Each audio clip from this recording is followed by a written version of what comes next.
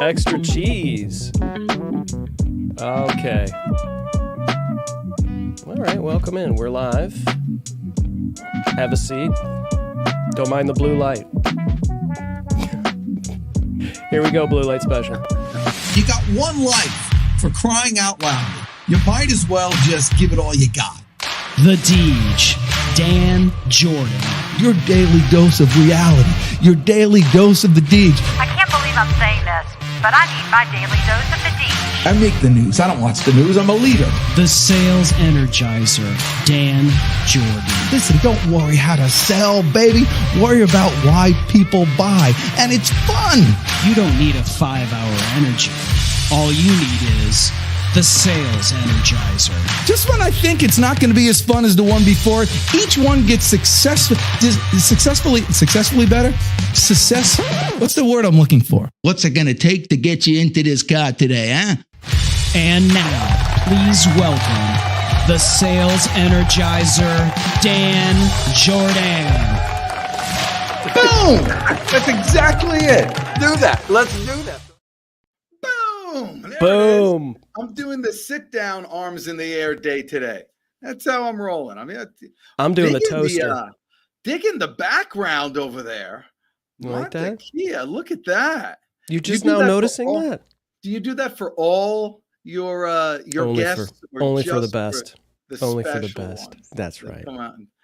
Yeah, we're rocking and rolling. So, did you have a good week? It's Wednesday, and because of this, my week generally starts on Wednesday. It's like Wednesday to Wednesday. Yeah, because you are the start of my week. That's how it goes. I know midday Wednesday. Now I got 7 more days ahead of me. So when I say how did things go? How are things going? Things are going really well. Things are going well, and I'm not going to complain. These are nice problems. Not enough time in the day, those kinds of things. But I am successfully finding time to do things that are most important, which are spend time with my family, my boys, and the holiday weekend. Had at least one of the boys in. The other one, went and spent the weekend with friends. But that's what happens. So it's really just about when you start your own business, and this, especially when you rolled out of the business that I did, which was working for a company. And, I worked really hard for that company, but now you start your own business, and the whole reason to do your own business is so that you can live the life that you choose, right? Mm-hmm. And then if you're not careful, you end up working more than you did when you were working for that company. So that's just something that I'm always trying to be mindful about is to do that. It's not time management when you're in your own business as much as it is time creation. You got to figure out ways to create more hours in the day. And, generally the way a business does that is by hiring somebody to do the things that are taking you the time right now. But, now with all the AI and all the technology that's available, you don't need to hire a person as much as you could get the right technology that does it for you. And we had the perfect guest to talk about that. I was going to say you're segueing to nothing. It's poor time management, but no worries. I'm still excited to talk to you about it. And the fact is, when our guests come on the show, we're here to learn from them and to promote them. Yes. But it's not stuff I hadn't heard before. And so you guys can get the wisdom from the Deej right now. With all this, when it comes to AI, let me tell you the best thing, Chris Stone, about this new AI world. In the hopes that Oligiferous actually comes and stick around. So if you guys are watching right now, our guest has yet to arrive, but hopefully is making it through virtual traffic and arriving here in our virtual green room. And I'm curious, Dan, because we touched on it last week with the Claw, who was that was a great show, by the way. And we touched on AI a little bit, and much to our dismay, we were tackling some Wi-Fi issues on his end, but he did get to some of the AI stuff, and he had some but you weren't really able to expound on your views on AI, and I don't honestly know what your views are. I think some people are thinking you're going to yell, "Get off my lawn," and I think there are other people that are that you're so all in that you've got little bots outside of the frame down there all over the place. I don't know where do you land on all this? Yeah, well, first of all, we're always there's a couple of things, but the main thing is this: what AI has given us, and this is just the tip of it, but what it's given us. For those of us who are forward thinking, is an opportunity to finally be amazed again. Mm-hmm. I mean, for so long, we've just seen, yeah, that's right. I know. So they're thinking about going to the moon. We've done that. Or, so your car can drive itself. No big deal. A toaster can make, we're just like not amazed anymore. Kids, kids. That's and true. when I say kids, anybody under 100 is just like, I've seen it all. I mean, what can I be amazed?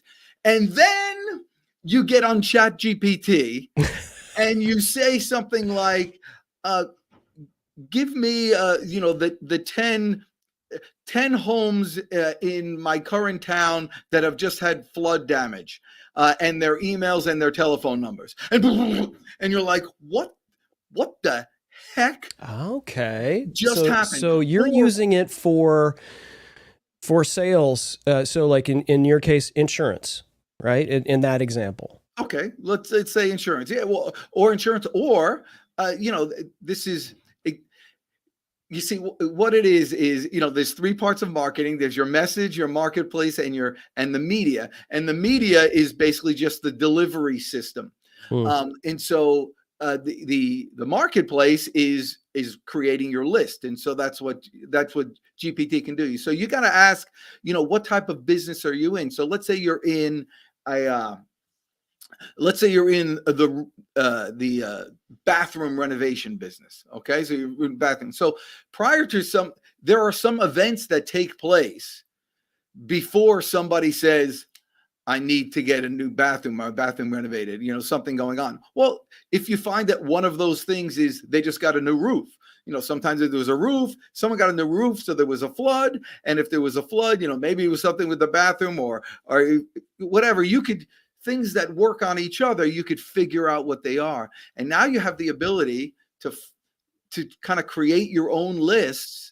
I mean, this is what people, you could pay for it, but this is what people are using. That's true. So like in this instance, if I were a bathroom renovation company, it would make perfect sense that you've already done research on the type of people that would be into this. You have an existing business and you kind of get your information from customers that you've had, but you're also hopefully getting some other research. And you can say, well, most people, if they want to renovate a bathroom, it's they're new homeowners. Right? It's like they love the house, but they want to renovate the bathroom a little bit. And they've got a little extra money that they got out of the deal or whatever. And maybe they saved a little here because they can pump a few $1,000s into renovating something. And so you can go into ChatGPT and you can say, pull the most recent homeowner list in these particular zip codes, and it'll give you that information. That's perfect. And that's a great idea to do that. Now there are some, with GPT-3, there are some limitations, but with the 4, it's much more current. But you could figure that out. But also it works B2B. And so B2B, let's say you sell a particular software program. Okay. And your software program is good for companies of a particular size. And it's also good with companies that have a different software program that you integrate really well with. And so you can look for companies of this size in this area that use this software program, and then ask for the office telephone number and an email, and then you have the names of those companies. So let's you get a list of 100 companies, then you cross-reference that with LinkedIn or what have you, see if you know anybody, and now you got somebody to contact. So it's very it's much easier to create your list of people to go after that perfect marketplace. And that's what people are using it for. Well, competitors too, right? Couldn't you use it to look up your competition and see who are the customers of your competition? Used to be in the old days. I remember I had a pest control company, and we were trying to find who uses pest control. Some people do, and some people don't. It wasn't all that unusual for somebody to follow surreptitiously somebody else's pest control guy and see where they go and what houses they stopped at, jotted down their houses, and then pounded the people later with a special offer. Sure. Especially if you knew that your service was better or something like that. So you got to use those old school tactics, but you could do it in the B2B world as well. I think that's great. Find out who your competitors are using this particular product, and you can go after them. So it's easier to build lists that way. Also, when you reach these people, what's the best way to the best pitch or script that you can do? You could use the AI services right now to go ahead and build your script and build your pitch. And if you wanted to give a presentation, you could say, write me an outline for a presentation to deliver this new software. And you just put the software, and it'll give you the outline, and then you fill out the outline, and then you massage it yourself, and but you could build it so quickly right now. Yeah. And market. Oh, here's the best thing for marketing. What you do is I need, subject lines for your email. Give me the 10 best subject lines to get my emails open. There you go.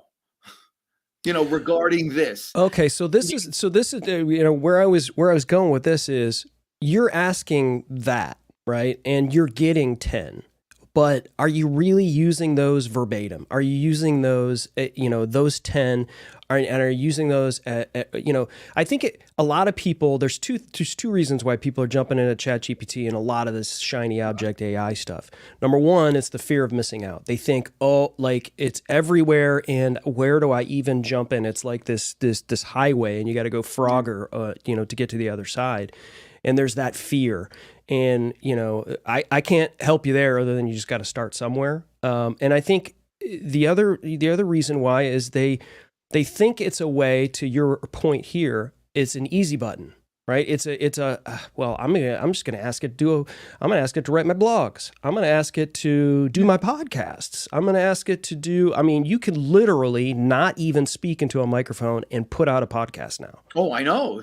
It's awesome. It's insane, right? Yeah, you can make videos without ever. But without human judgment and discernment, right? Yeah. And so when you ask for the 10 best subject lines for an email about pest control, right? You're gonna get 10, from there. But you don't really have the references. You don't know where they got. You just are trusting that these are what they are. But then I think from there, don't just I just don't think you rubber stamp it and then just go, hey, this is good. This is going to work.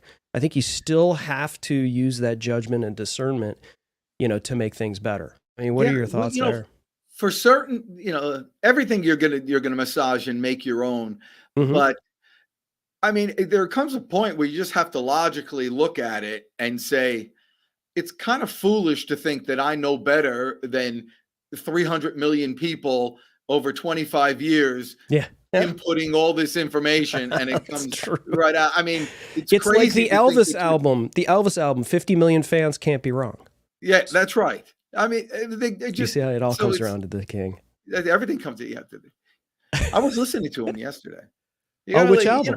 Yeah, well, there's certain songs that I listen. If you've ever listened to the King sing "Bridge Over Troubled Water," there's one note right at the end because it's a live performance, and the microphone came a little closer to his mouth, and it was such a powerful. I wait the whole song for that note, and then I play it again. I know you're going to putz around with do it now, but listen, if you think that you could pick better stocks than AI, you're off your rocker. If you think you could time it better than AI, you're crazy. They're doing it right now. These money managers and all this stuff, that's the one. Yeah. We won't share the audio because we like to be live on YouTube, and they will strike us. Well, But here we Pull go. pull up the one. Yeah, he's look cool. He's probably like Look at the sideburn. The sideburns, like yeah. they're beyond chops. They're more like meat mutton cleavers. chops. They're Mutton like chops with a. It's like mutton you can get a chops. nice MLT with a mutton and a mutton lettuce tomato with a mutton is nice and lean. MLT. Tomatoes are so ripe and perky. I love that. that was a line from The Princess Bride. I can't believe you didn't catch that. No, Were you into The Princess Bride? I watched it years ago. I know some people, it's like basically a religion for them, that movie. But years ago, I'm not one to know quotes. I'm more of a Raising Arizona, Monty Python and the Holy Grail quote kind of person. Oh, yeah. That whole Rays in Arizona, still to this day, I don't know if it's a guy named Ray who is in Arizona or somebody raising Arizona. It's Nathan Jr. It's a story about Nathan Jr. Dan, you and I need to. I don't even know. I've never seen that movie. Oh my God. I've never seen Raised in Arizona is a good movie. Well, we'll ask ChatGPT the best. Well, you do it. I can't get too many things. This is what we're gonna do. This is what we're gonna do. This is live demonstration, ladies and gentlemen. If you didn't know that we were live, well, and while you're doing that, let me share the reason why it's only advantageous to the people who use this thing is because as easy as anything gets, there never can be something easy enough for people to actually start doing it. So 90% of the people will not use it anyway. How long has video been out? And when was the last time you got a video email? Like someone just sent you a video email. And you're like, is it more than 10? More than 10 times? Less than 10 times? A video email? Probably less than 10 times. Less than 10 times. Yes. I mean, how long has video been out to do this? Yeah, and it's the greatest way to engage. Who does it? Nobody does it. So, ChatGPT and all this AI, who it's going to be used by? By people who are using the new technology now, who are already big shots and already getting there and already taking advantage of it. For those of you who want to succeed, you will, because you'll take advantage of it. And those of you who are just you're worried about it, it's worried because you're not going to use it. It's warranted for you to be worried about it if you're not going to use it. Okay, so I asked ChatGPT what Raising Arizona was about. Raising Arizona is a 1987 American crime comedy film directed by Joel and Ethan Coen, the Coen brothers. Right? H.I. McDonough, played by Nicolas Cage. And it kind of... Was he Ray? Was he Ray? No, he was H.I. Who was the Ray? Or is it Raising? Or no, there is no Ray. There's no Ray in Raising Arizona? No. So generally, it takes place in there's a furniture store owner, and his name is Nathan Arizona. And yes, okay. And so and they steal one of the kids because they have like septuplets or whatever. Is that the one with all the Elvises? Like there's a bunch of Elvises in the... No, that's what one is that? I forget. We could ask ChatGPT right now if we want. But here, back to your point about email and video. I'm going to ask ChatGPT, what are the top video email software programs? I mean, why not? Yeah. Okay, here are several ones. BombBomb. Okay, Okay, that's number one. Integrates with Gmail, Outlook, and Salesforce. Vidyard, which is what you had. CoVideo. I know Doug Lehman's a big fan of CoVideo. Yeah. So CoVideo definitely breaks it down in layman's terms. Hippo Video. I don't even... Did you know about what Hippo Video? I've never heard of it. No. There's several others. I use QuickPage. QuickPage? Yeah, QuickPage dot something, IO. But I use QuickPage. It's really cool because you can put multiple videos on an email. It goes directly to a website. It's real.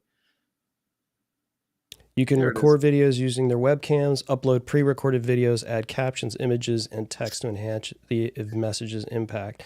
All right, so with ChatGPT, the what you need to do, and it's just like Eric Holtzclaw said last week, where it's more of a curation device than it is you're more, as a marketer, you're more of a curator than you are a creator, because right. it's all been created. You're just putting it together in the right order and all that thing. So your greatest lesson that you need to learn to benefit from this is your prompting skills. How to ask the right questions. And the challenge used to be, how to put it in the right way, that Boolean search type of thing, and how to get everything the right way.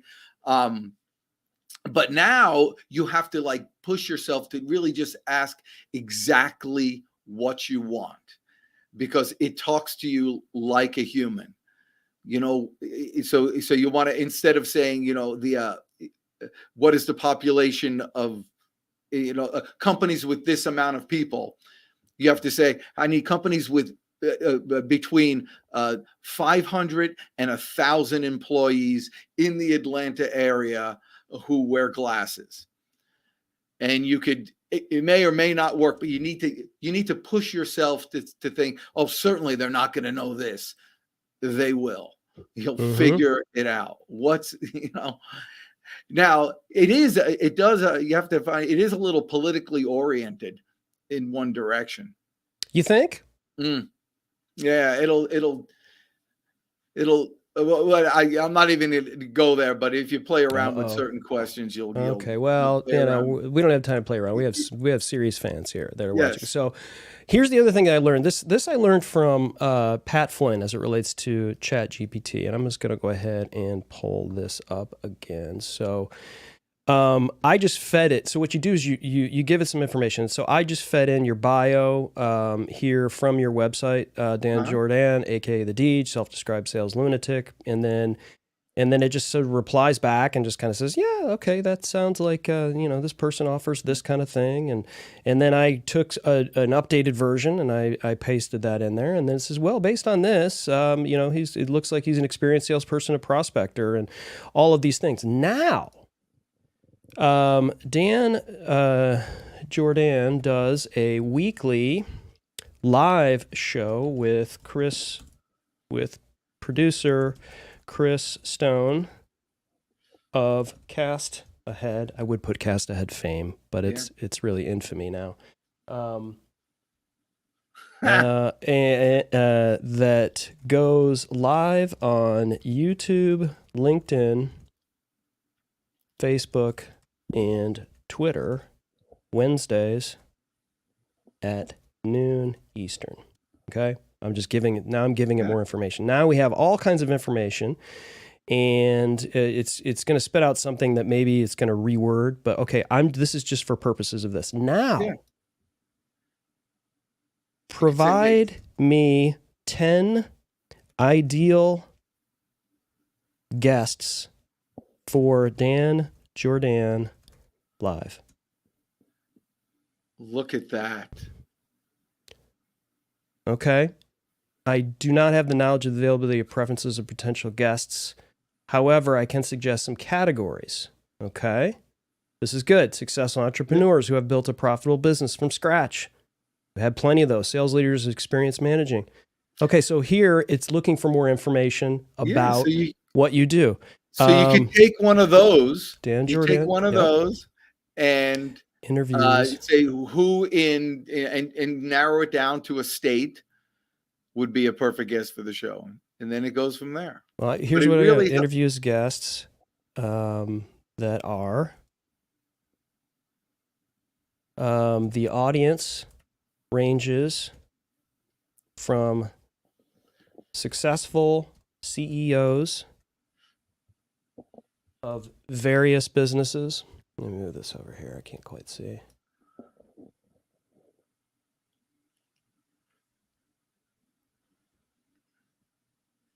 As well as entrepreneurs. You can tell it to write a script for a 30-minute, for a 5-minute video on sales. and it'll do it. And then you could take that and put it into a different program that you can get the videos for, and it'll just immediately put it in. That's how those people do those videos that don't have a human. And then you can add a voice. You can put a nice Australian voice reading it, the whole thing. So you can make, in like 15 minutes, you could make a totally fresh video with and put it out there and get views. And if you're monetized, people are making money doing that, a motivational video or something like that. So here are 10 now these are what we call white whales, ladies and gentlemen. Elon Musk, Sarah Blakely, the founder of Spanx.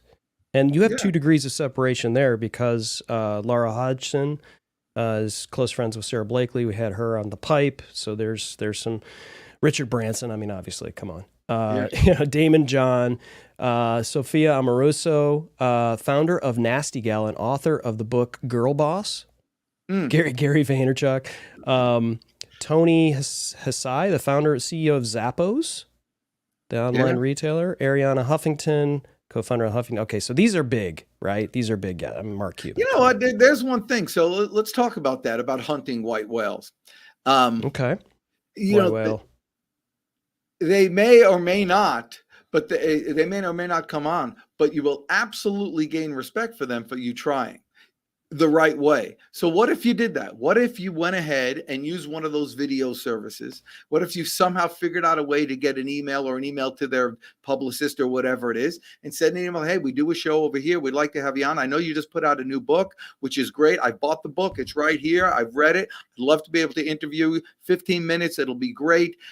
Won't be that great for you. It will be great for me, but it'll also show that you're willing to come down a few levels to deal with the real people. And I think it'll help you. I think it'll help you, the attitude of people, whatever. So I'm making up a thing on the spot right now, but what if they say yes? Be a person of the people. Yeah. Right? And you don't even need that for something like that. For people who are looking to build their brand and stuff and talk to these people, you don't even actually need them to say yes. What if they just replied?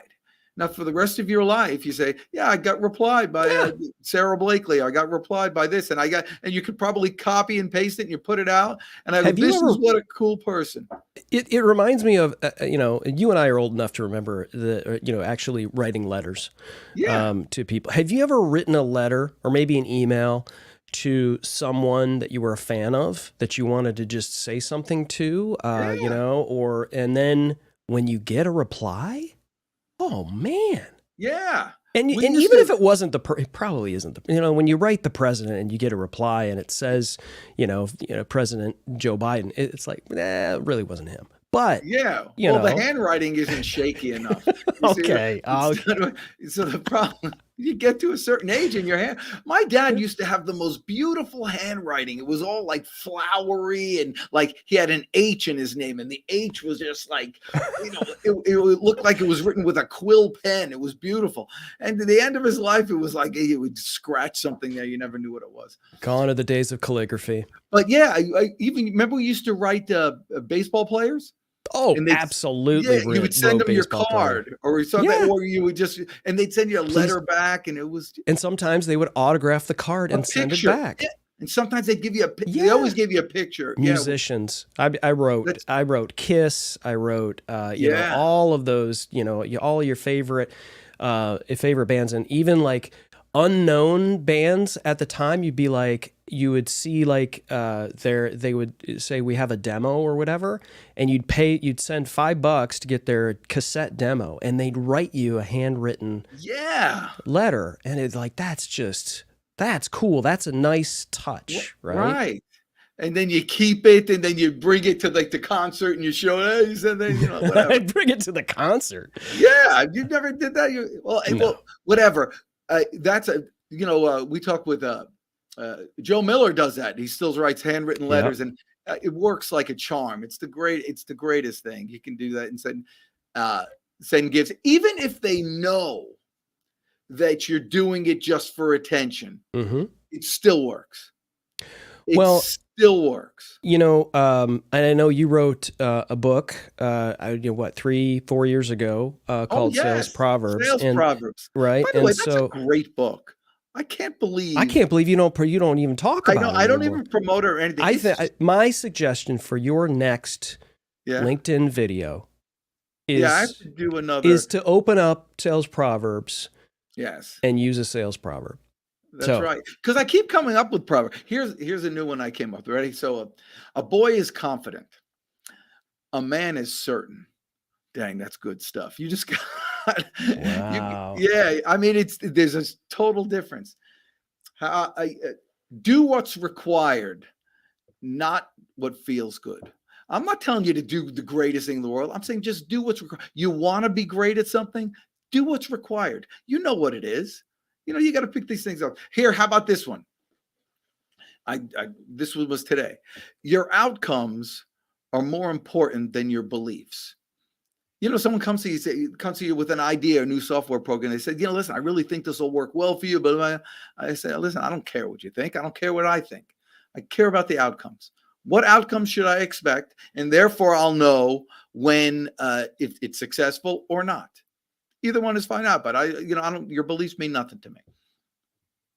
So I just gave that information to ChatGPT while you were talking. And so here it is. I said, Dan Jourdan wrote Sales Proverbs, Wisdom for the Ages.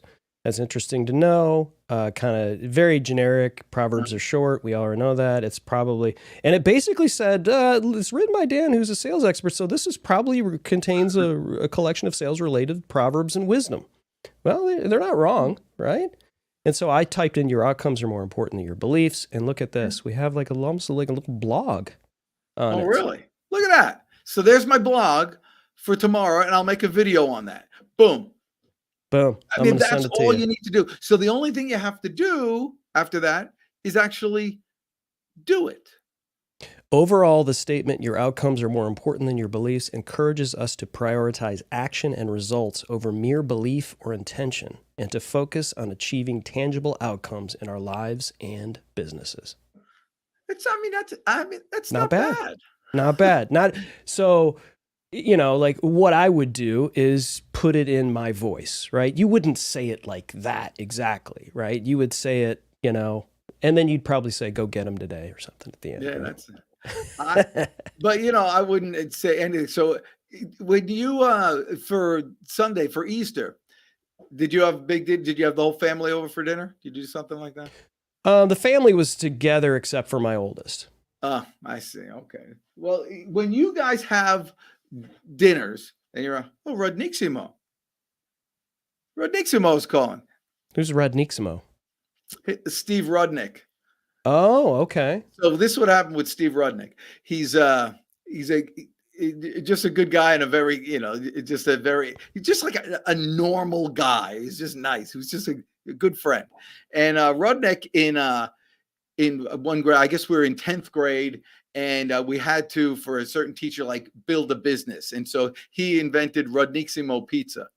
And he got a C on it because the teacher's like, Rodniximo, who's going to do that? Well, so now it's 30 years later, and nobody remembers anybody else's thing except for Rodniximo Pizza. And so that's... So check this out, Dan. I told ChatGPT to repeat that in your tone. Here it is. Listen up, salespeople. It's time to get real. Sure, your beliefs and convictions are important, but at the end of the day, what really matters is the results you deliver. Your outcomes are what count. It's not enough to just talk a big game and believe in your product. You've got to make it happen, folks. You've got to deliver on your promises and produce real, tangible results that matter to your customers and your business. So let's focus on what really counts. Let's get out there and make it happen. That's not bad. Unbelievable. Look Unbelievable. at that. They do all that. This ChatGPT. It's like you're good when you're if you're on a lot, I guess it has a lot of stuff that. Well, so what happens for somebody who's not on the internet, but really just everybody is? Think about it. Give it more information about yourself. That's what I did. I fed it bio information. You could feed it all kinds of information. Listen, there's a lot of the weird thing too is your audio, your voice, your actual, you can feed it into Descript. And so if you go and you do a video and you say, instead of Chat GPT, you say Chat GAD or something else, you can go in and alter the text. And because you fed it your voice in the video, it learns your voice, and you change the text, and it will change your voice to match the text. That's weird. Yeah. Yeah. It's crazy. You know, again, but it makes everything so easy that most people don't do it. You know, you're worried about it. Now, the guy, Ogliferous, that we were supposed to have on today, he's got a company, reply.io. And what it does is basically, it's a very easy way to do email sequences. So it's good for marketing. It's really cool, actually. I mean, very easy. You just click here. It gives here. If they answer this, it goes here. If they don't answer, they get a different email. It's just unbelievable. But what he's doing now is attaching AI to it. So if they reply this way, it comes up with the reply that it's going to say to you on its own. And so it's like you really are creating an assistant sitting next to you doing the work until you have to get really involved. Terrifically successful. They have big companies that use them right now. I really wish he was on. Yeah, see, this is the gift that keeps on giving is Dan Jourdan Live, because even if you're not on the show and you don't show up, we still promote your business. That's it. That's how you're just a giver. Easy we are. But I will respond to him. I'm sure we'll get you know what I'll do? I'll get you, Chris Stone, some action with this, that I'll make sure that you get reply.io for free. We'll figure out a way to get reply.io. It's that good that you want to play with it. Yeah. Hey, thanks for the Fireball show on Amazon. That was fun. Yeah, that was fun. I keep expecting to see more Garen Buljiji videos come out with the Fireball. It was funny because you were kind of like, you know, putzing around there in the warehouse with the kids and, you know, doing all that, and he just would go, oh, but yeah, look, the packaging. Like, he kept on going into that. It was hilarious. It's like, Garen, you don't have to, you know, we could, you know. But I think he was using it, you know, I mean, this is the thing, too, about going live. And this is what I tell people all the time. Like, all this stuff can be used. And it could all just, you know, you could look at it like a recording session, not just, hey, we're going live and, you know, somebody's chatting and somebody's asking us this and we're doing live demos. Who knows? But why let this stuff just kind of sit out there and forget about it when you can maybe take a nugget of sales wisdom from the ages, like from Dan Jourdan, and be able to use it. Well, listen, so let me ask you a question then. If you were giving advice to somebody for them starting their video producing business, what would you say is if not the best way, what was the realization you had about how to get new customers? You know, instead of the traditional way of going out and pounding, and how were you attracting people? I think I had a conversation with you, and I think it was at the Liger World Headquarters. And what really sort of turned on a light for me is, you know, you and I, you would always relish the opportunity to sit down and do like all right, let's you know, come on, let's go. Like, you know, how are you going to say this and how are you going to say that? And then you're kind of on the spot, because that's what you got to do. You got to be ready to do that stuff. What do you call that? Not improv, but improv is a part of it. But and so role play. Thank you. And so I would you know, I started saying it, and then you'd go, stop. No, nobody cares. And I'd be like, you know, he goes, you're like, don't get hurt by that. But like, I'm telling you, if you want your business to succeed, you don't talk about this. And so we went through a whole thing, and you got it to the end, and you said, listen, you don't care about how all this stuff works. You just want a show. That's what we do for you. And I was like, and I've used that ever since. And that is what people want. They don't want to know what software you use, all of that stuff. They don't want to know any of that. They just want a show. And so it was a matter of doing that and communicating that, but at the same time, making other people look great, but also working on myself and doing my own show. So you have to have something you can show. And I think a lot of producers are a little afraid of being on this side and doing what they need to do. But if you don't do that, no matter what business you're in, nobody's going to be able to trust you. So you've got to do both. You've got to make somebody else look good, and you have to look good too. So they and sound good. Because if you don't have your act together, how is anybody going to follow you up that hill? So you got to do both. Yeah, I mean that's all right. People, but at the end of the day, they're concerned with two things. They care about the outcomes. Yeah. And then they care about pitfalls.